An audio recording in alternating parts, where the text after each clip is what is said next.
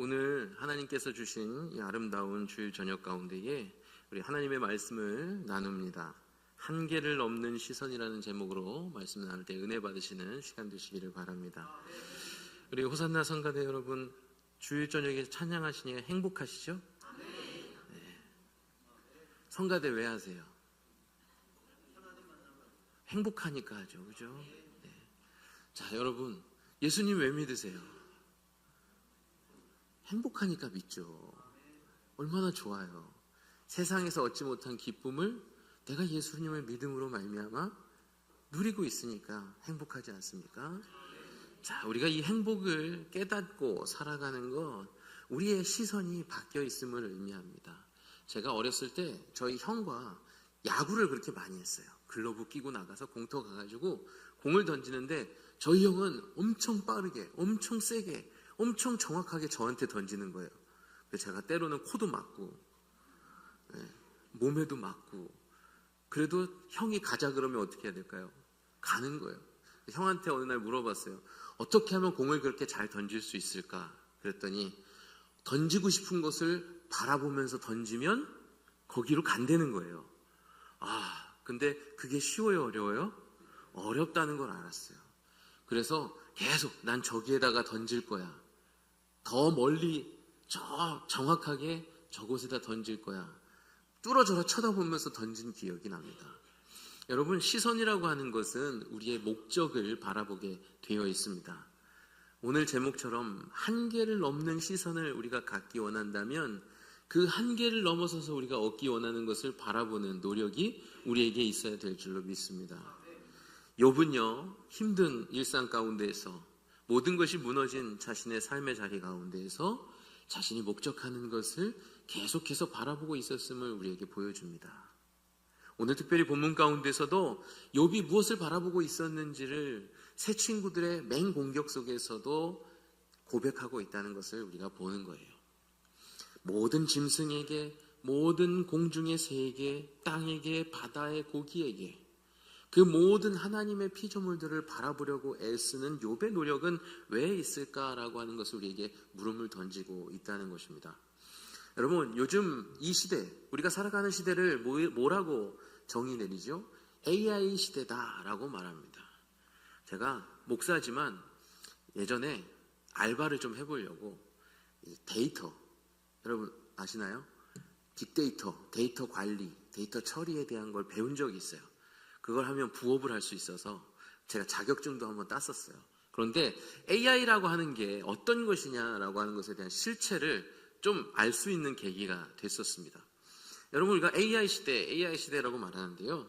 AI는 참 놀라운 능력을 우리에게 선사하는 그런 하나의 매개입니다. 많은 정보를 우리에게 처리해줘서 우리에게 도움이 되기도 하고 또 효율과 생산성을 높이는 방법이 되기도 합니다. 그런데 우리는 그냥 우리에게 유익이 된다라고 하는 것에서만 그치지 말고 이 AI가 우리의 삶 가운데에 나에게 어떤 자리를 차지하고 어떤 것과 비교될 수 있는지를 고민해 볼 수 있어야 하겠습니다. 그러지 않으면 우리의 자리를 이 AI라고 하는 정보에게 혹은 정보를 처리하는 하나의 도구에게 빼앗길 수 있다는 거예요. 일례로 여러분, 아내의 핸드폰 번호 외우고 계십니까? 대단하신 거예요. 예전에는 우리가 공중전화 쓸 때는요, 수첩에다 전화번호 적어갖고 다니셨잖아요. 저희 아버지도 그러셨거든요. 근데 그거 잊어버리면 큰일 난다 그러시는 거예요. 왜냐하면 회사의 중요한 거래처 그리고 친척들 전화번호가 다 적혀 있다는 거예요. 근데 그러면서도 외우시는 전화번호, 어머니 전화번호, 가족들 전화번호 다 외우셨거든요. 그런데 요즘에는 어떻습니까? 핸드폰이 다 저장을 하고 있다 보니까 내가 사랑하는 가족 전화번호도 다 기억 못하고 부모님 전화번호도 기억 못하는 것이 오늘날 현실 아닙니까? 심지어 여러분의 통장의 비밀번호도, 카드의 비밀번호도 기억 못하시는 분들이 있어요, 없어요? 있다는 거죠. 이렇게 우리가 하나의 유익을 얻는 대신에 지금 뭔가 하나의 결손을 우리가 경험하고 있는 시대에 과연 어떤 것이 유익한 것인지를 판단해 보려고 하는 노력은 우리에게 필요하다라고 하는 것입니다. AI가 아무리 똑똑해 보여도 여러분 삶의 본질적인 문제에 대한 질문을 줄 수 있을까요? 없을까요? 없어요. 또 영적인 위로와 신앙적인 참된 의미를 우리에게 전해줄 수 있을까요? 없을까요? 없어요. 또 하나님과의 관계에 대해서 대답해 줄 수 있을까요? 없을까요? 없습니다. 여러분 AI를 양파 까듯이 까보면요, AI는요 사람이 만든 거예요.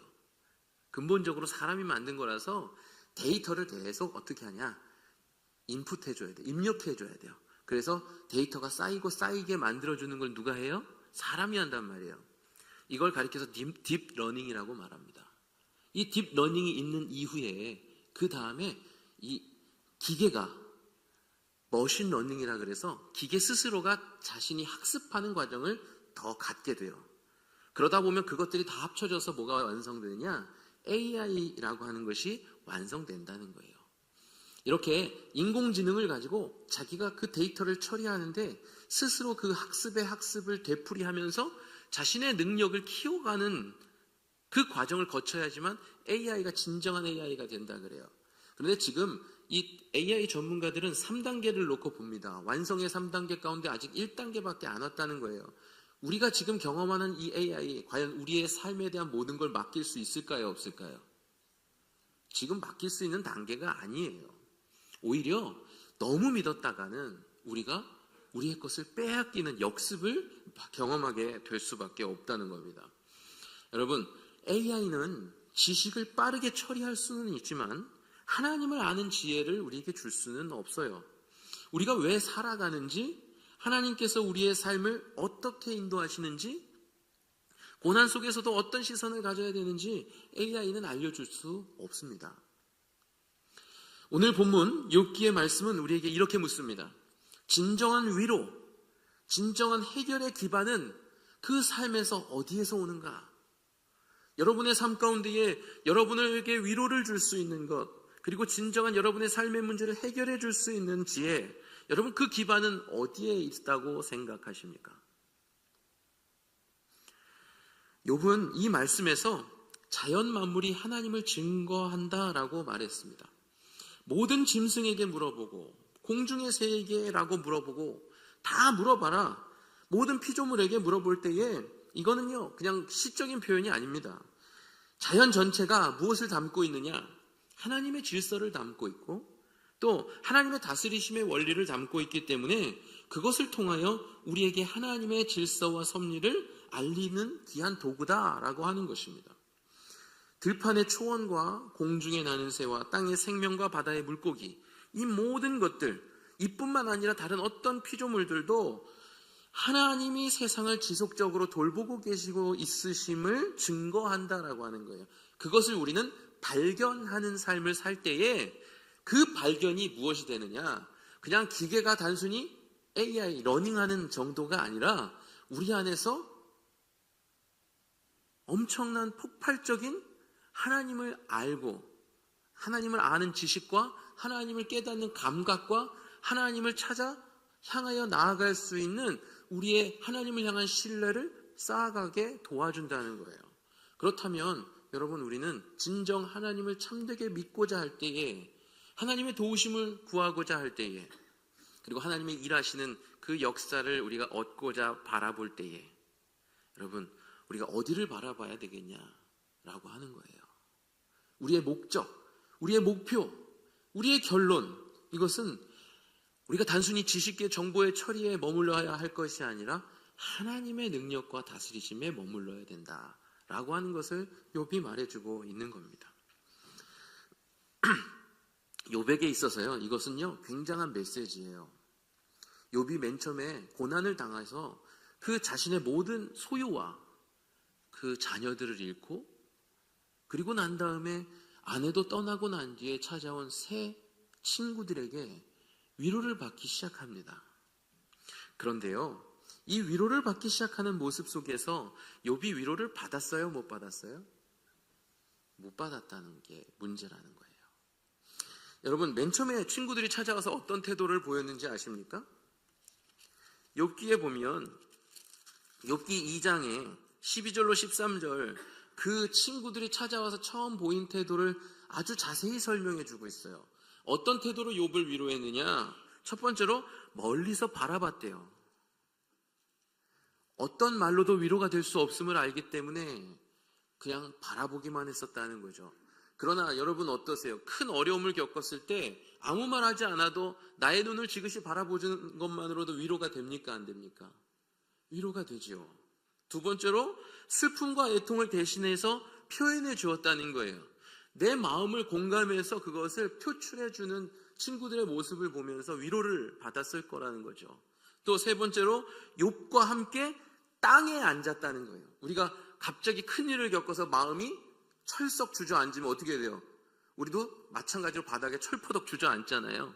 그런데 그 바닥이 어떤 바닥이냐가 중요한 것이 아니라 내 친구가 고난 가운데 고통 중에 앉아버린 그곳에 같이 앉겠노라고 결단하고 함께 했다는 거예요. 이러한 모습으로 친구들이 욥을 위로해 줬을 때 그 모습이 욥에게는 처음에는 위로가 되는 듯 하였으나 이 욥의 친구들이 쏟아내는 모든 발언들은 결국에는 어떻게 됐습니까? 욥을 찌르고 욥의 어리석음을 지적하고 믿음 없음을 고발하면서 그 고난의 이유가 너에게 있다라고 계속해서 이야기한다는 거예요. 그럴 때에 이 욥이 던진 이 말은 무엇을 의미하는지 우리에게 시사하고 있다는 거예요.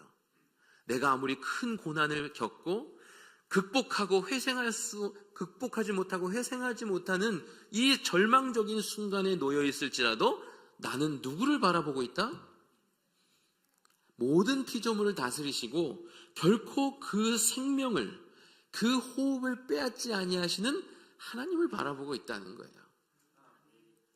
하나님은 모든 피조물들에게 결코 그 생명을 뺏어가시는 분이 아니라 지킬 수 있도록, 누릴 수 있도록 도우시고 함께 하시고 그 가운데 모든 피할 길을 열어주시고 모든 필요를 채워주시는 분으로서 함께하고 계신다는 것을 욥이 본다는 거예요. 욥의 시선은 어디를 향했어요? 지금 고난을 향한 것이 아니에요. 친구들에게 어떻게 하면 도움을 얻을 수 있을까? 그 시선을 친구들에게 둔 게 아니에요. 자신이 지금 갖고 있는 이 한계를 뛰어넘을 수 있는 유일한 방법, 그리고 내가 정말로 얻고자 하는 참된 도움, 그것을 바라보고 있다는 겁니다. 여러분, 오늘 우리에게 이 시대를 살아가는 우리에게 주시는 말씀이 바로 여기에 있습니다. 여러분, 자연은 하나님의 돌보심을 보여주고 있다는 것을 우리가 기억해야 하겠습니다. 그래서 우리가 살다 보면 힘들 때에 여러분 주변을 많이 둘러봐야 되는 이유가 여기에 있어요. 내가 내 삶과 비교할 수 있는 사람을 바라보는 것이 아니라 산을 바라보고 나무를 바라보고 들풀을 바라보고 공중에 나는 새를 바라보며 물속에서 헤엄치는 물고기들을 바라보며 때로는 그런 마음이 들죠. 부럽다. 너는 나보다 행복해 보이는구나. 제가 예전에 중학교 때 고등학교를 진학하면서 한강에 가서 지는 해에 비친 그 한강물의 흐름을 보면서 물이 부러운 적이 있었어요. 여러분 상상이 가십니까? 살아가는 인생보다 그냥 물이 흘러가는 그 물이 부러웠어요. 물은 막힘없이 흘러가는데 부는 바람에 힘을 얻어서 흘러가고 싶은 곳으로 마음껏 흘러가는 자유로움이 있는데 저에게는 진로를 선택할 수 없는 안타까움과 한계와 그리고 내 주변의 여건들을 생각하다 보니까 물이 더 부러운 거예요. 또 나무를 바라보니까 나무가 저보다 더 강하고 연약하지 않다는 걸 깨닫게 되는 거예요. 내가 어떻게 보면 하나님이 만드신 피조물 중에 가장 좋은 사람인데, 가장 유리한 사람인데 내 삶은 결코 심겨진 나무만도 못한 인생은 아닌가. 나무는 계절을 지날 때에 지혜를 가지고 그 이파리를 맺고 이파리를 떨구며 한 겹 한 겹 인생의 나이테를 더하며 쑥쑥 올라가면서 자라는데 나는 지금 오히려 퇴보하는 것은 아닌가, 주저앉아 버리는 것은 아닌가, 잘할 수 없는 것은 아닌가 고민하면서 살아가는 때가 있었다는 거예요. 그러니까 자연의 피조물들을 바라보니까 오히려 부럽더라고요. 여러분들이 힘드실 때 모든 주변의 여건들을 바라보실 때 하나님이 먹이시고 입히시며 모든 것을 주관하시고 책임지시는 이 피조물들이 얼마나 부러운지 모릅니다. 욥은요, 그 모든 환경들을 바라보면서 부럽다는 마음을 갖는 그 순간을 넘어서서 하나님이 책임지실 거야. 생명을 지키시는 분은 하나님이시잖아. 모든 걸 다 빼앗긴다 할지라도 내 생명을 지키시는 하나님이 나와 함께 하시기 때문에 내 고통은 극복할 수 있다 없다? 극복할 수 있게 도우시는 하나님이다 라고 하는 것을 깨달았다는 거예요. 그래서 이렇게 고백할 수 있었다라고 하는 것이죠. 여러분, 우리가 인생을 살아가면서 무언가를 안다는 것 굉장히 중요합니다. 그런데 그 알미 정보 차원의 인지와 인식으로 멈춰지면 우리는 AI 세상 가운데 살아남을 수 없는 존재가 되어버려요. 제가 이 설교를 준비하면서 여러 AI 전문가들의 인터뷰를 보면서 드는 생각이 있었습니다. AI를 어떻게 활용하는지가 중요하다. 정보를 어떻게 활용하는지가 중요하다. 내가 정보만도 못한 존재가 되어서는 결코 안 된다라고 하는 거예요. 여러분, 우리가 정보의 확장의 인지를 갖고 있어야 된다는 것으로 정의 내릴 수가 있어요. 내가 정보의 주체가 돼야 되지 정보에 끌려다니는 사람이 되어서는 절대 안 된다는 거예요. 이 세상의 모든 정보는 하나님께 있습니다. 이 세상의 모든 이치는 하나님께 있습니다. 이 세상의 모든 지혜는 하나님께 있습니다. 이 세상의 모든 지식도 하나님께 있죠. 그리고 이 세상의 모든 사랑은 근원은 하나님이십니다. 그렇기 때문에 우리의 모든 것을 소유하고 계시고 모든 것을 가르쳐 주시고 모든 것을 우리에게 나눠주시는 하나님을 바라보는 것은 우리에게 가장 지혜로운 행동인 줄로 믿습니다. 마태복음 6장 26절 말씀 너무나도 잘 아시죠? 한번 같이 읽어보겠습니다. 공중의 새를 보라. 심지도 않고 거두지도 않고 창고에 모아들이지도 아니하되 너희 하늘 아버지께서 기르시나니 너희는 이것들보다 귀하지 아니하냐. 아멘. 여러분, 하나님의 자비와 하나님의 궁율과 피조물을 향한 섭리와 하나님을 향한 신뢰의 통합이 우리 가운데 이루어져야 될 줄로 믿습니다. 그럴 때에 GPT 필요 없어요. 제미나이 필요 없어요. 이 세상에 어떤 AI 앱이나 프로그램들에 종속되어서 살아가는 인생이 아니라 우리가 우리의 삶 가운데 가진 어느 기계나 어떤 컴퓨터도 헤아릴 수 없는 하나님을 바라보고 있는 나의 믿음을 통하여 주어지는 엄청난 정보, 엄청난 지혜와 지식을 통해 우리는 우리의 삶을 이겨낼 수 있다라고 하는 것을 기억하시기 바랍니다. 하나님은 자연을 바라볼 때 우리에게 배움을 허락하십니다. 하나님이 세상을 주관하시고 나의 모든 것을 돌보신다는 확신을 주십니다. 그래서 여러분, 하나님이 자연을 돌보신다는 것을 우리가 기억하며 우리의 시선을 하나님의 모든 피조물 가운데 둘 수 있는 지혜가 있게 되기를 간절히 소망합니다. 두 번째로, 참된 지혜는 하나님을 아는 관계에서 온다라고 하는 것을 우리가 기억해야 하겠습니다. AI는 많은 데이터를 처리할 수 있고 인간의 지식과 기술을 뛰어넘을 수 있다라고 말합니다. 그런데 창조주를 아는 지혜는 AI에게 없습니다. 우리는 자연을 통해서 하나님을 봅니다. 진정한 지혜를 깨닫는 훈련이 바로 우리의 삶을 통해서 이루어집니다. 그러니까 맨날 핸드폰 보면서 살면 돼요, 안 돼요? 컴퓨터만 보면서 살면 돼요, 안 돼요? 우리가 바라봐야 될 것이 무엇인지를 잊고 살아가는 모습이 우리 시대 가운데 얼마나 많냐라고 하는 겁니다. 로마서 1장 20절은 말합니다. 함께 보겠습니다. 로마서 1장 20절 시작.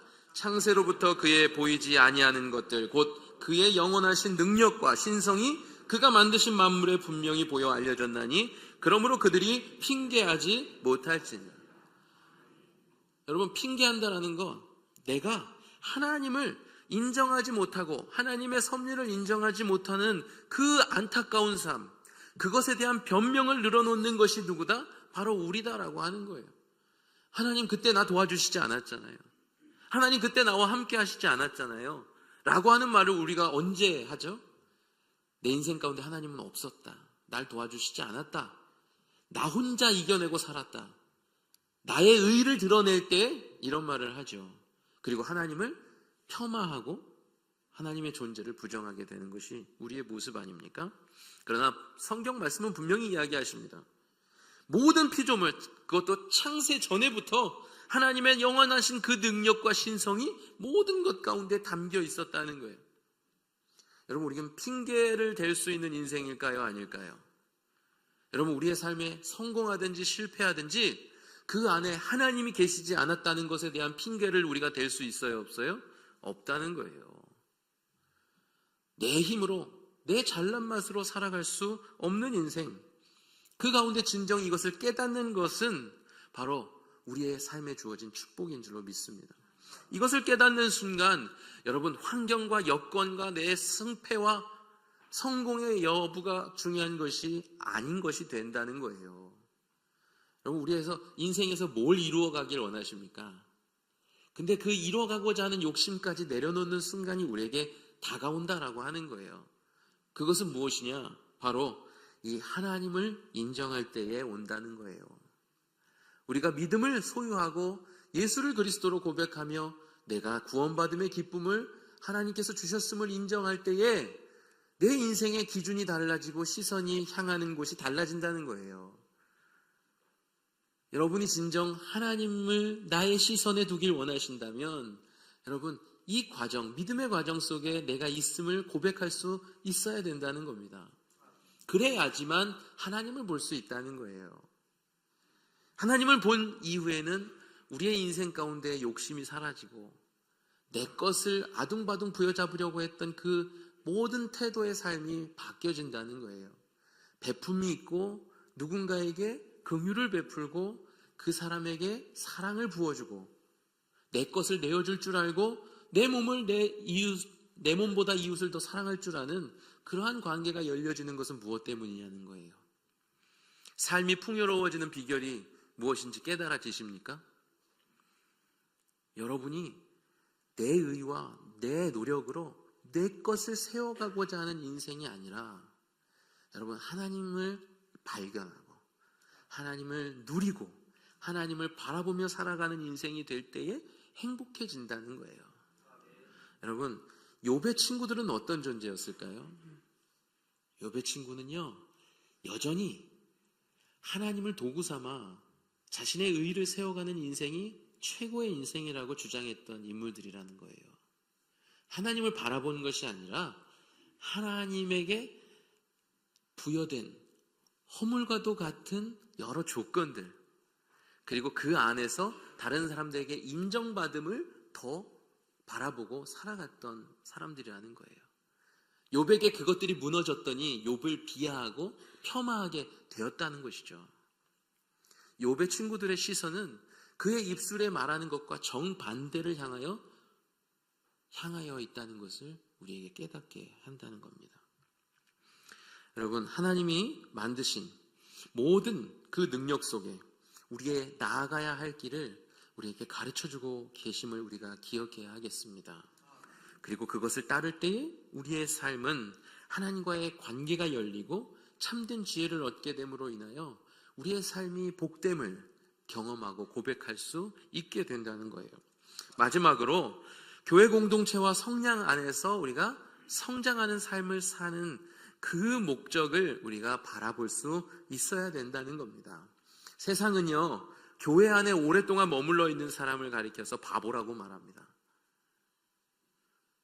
내가 쉴 수 있는 시간들, 내가 하고 싶은 것 하고, 내가 가고 싶은 데 가고, 그리고 내가 신앙이라고 하는 하나의 울타리 안에 매여 있지 않고 자유롭게 내가 원하는 것을 마음껏 할 수 있는 삶이 더 좋은 삶이라고 말합니다. 그러나 욥은 하나님의 울타리 안에서 결코 벗어나지 않기를 원했던 사람이에요. 자신의 현실은 무너졌어도 하나님을 경배하고 찬양하며 하나님은 틀린 분이 아니라 늘 하나님은 옳으신 분이라고 하는 것을 고백하며 하나님께 경배와 찬양을 올려드리길 원하는 마음을 가졌던 인물이 욥입니다. 여러분, 내 것 가운데에서 분명히 하나님께서 허락하신 것이 무엇인지를 깨닫는 것이 얼마나 복된 것인지 욥은 보여주고 있다는 거예요. 여러분, AI는요, 정보는 제공해 줄 수 있어도요, 공동체를 제공해 줄 수는 없어요. 내가 거할 수 있는 곳을 마련해 줄 수는 없단 말입니다. 서로를 사랑으로 돌보는 공동체 안에 하나님은 우리가 거할 수 있도록 우리를 그곳에 두셨습니다. 기도하며 함께 울고 기뻐할 수 있는 공동체에 우리를 두셨습니다. 또 성령의 인도하심 속에서 성장할 수 있는 삶을 경험할 수 있는 곳에 우리를 두셨습니다. 이러한 영적인 공동체에 우리를 두셔서 우리에게 체험을 허락하신 분은 하나님이십니다. 그래서 우리가 진정 하나님을 바라보고 있는 내 삶의 자리가 어떠한 것인지를 분명히 깨닫고 그곳을 사모하며 살아갈 수 있도록 허락하신 분이 하나님이다 라고 하는 것입니다. 여러분, 우리 교회 온천제일교회 안에서 여러분에게 신앙의 시간을, 신앙의 자리를, 신앙의 관계를 허락하신 하나님께서 왜 여러분에게 이 자리를 허락하시고 이 시간을 누리게 하셨을까요? 여러분은 그 이유에 시선을 두고 계십니까? 하나님이 그 자리에 목적하시는 곳에 여러분의 시선을 두고 계십니까? 여러분을 온전히 은혜로 이끌어가고자 하시는 하나님의 사랑과 하나님의 자비가 이곳에 있다는 거예요. 이것을 누릴 때에 우리의 지침이 회복되고 우리의 상함이 회복되고 내 마음 가운데 주님을 품으며 다시금 힘을 얻는 기회들을 주셔서 우리의 삶 속에서 다른 것은 변해도 주님은 변하지 않으며 다른 사람들은 배신해도 나를 끝까지 사랑하시는 그 주님을 알고 그리고 넘치도록 내 안에서 누리게 하셔서 변하지 않는 하나님을 향한 따름을 우리에게 허락하여 주셨다는 거예요. 이것을 경험할 때 우리는 욥처럼 흔들리지 않는 믿음으로 인생을 살아가게 될 줄로 믿습니다. 그렇다면 여러분, 특별히 오늘 신천 임원으로 임명을 받으시는 우리 권사님들과 함께 하면서 여러분에게 이 말씀을 통하여 드리는 권면이 있습니다. 저도 제 이 권면 안에 속한다는 생각을 갖습니다. 그런데 권면이라고 하는 말보다는 이 은혜를 함께 나눴으면 하는 바람이입니다. 권면은 담임 목사님께서 해주시는 거니까 저는 바람이라고 표현하겠습니다. 오늘 임명을 받으시는 우리 여러분도 한계를 넘는 시선을 가지시는 귀한 신앙의 삶을 살아가실 수 있게 되기를 바랍니다. 임원으로서 여러분의 역할은 단지 문제를 지적하거나 내 입술을 통해서 정보만을 전달하고 그것의 옳고 그름만을 이야기하는 그 자리에 서는 것이 아니라는 것을 기억해 주시기 바랍니다. AI처럼 단지 반응만 하는 존재로 교회에 머문다면 그것은 하나님이 원하시는 임원이 아닙니다. 교회를 향한 적극적인 그리고 실질적으로 도움이 되는 자로서 하나님이 원하시는 시선을 가지고 하나님이 헌신하는 자의 진정한 참된 모습을 우리에게 제시하실 때에 그것을 바라보며 따라가는 자로서의 삶을 이곳에서 살아내시기를 간절히 소망합니다. AI는 지식적으로 반응할 수 있습니다. 그러나 하나님처럼 피조물을 돌보시는 것처럼 교회를 사랑으로 돌보시기를 바랍니다. 아직 말씀의 깊이로 많이 못 들어가신 것 같아요. 자, 성도들의 삶에 실질적으로 무엇이 나에게 주어진 역할인가? 하나님이 주시는 음성을 따라, 하나님이 주시는 마음을 따라 그곳을 향해 들어가시는 용기가 여러분에게 있으시길 바랍니다. 어떻게 하면 비집고 들어갈 수 있을까를 보실 수 있게 되길 바라요. 그래서 하나님께서 맡기신 공동체를 살아 움직이게 하는 경험, 하나님이 나에게 그것을 주실 거라고 믿고 주시는 그 순간을 뚫어져라 바라보면서 앞을 향해 전진하시는 여러분 되시길 바랍니다. 여러분의 섬김이 하나님이 교회를 돌보시는 방식이 되시기를 바랍니다. 여러분의 헌신이 행동으로 하나님의 드러나는 사랑이 되시기를 바랍니다. 오늘 임원으로 세워지신 것을 축하드리고 우리 뿐만 아니라 모든 성도들께서도 우리가 돕는 자, 섬기는 자, 기도하는 자로 쓰임받으며 우리의 인생 가운데 우리가 목적하는 하나님이 목적하시는 그곳을 함께 바라보면서 한계를 넘어가는 경험을 주시는 하나님, 내가 한계를 넘어가는 것이 가능한 것임을 인지하게 하시고 경험하게 하시는 하나님, 그 하나님을 경험하는 신앙생활을 감당하실 수 있게 되기를 간절히 소망합니다. 기도하겠습니다.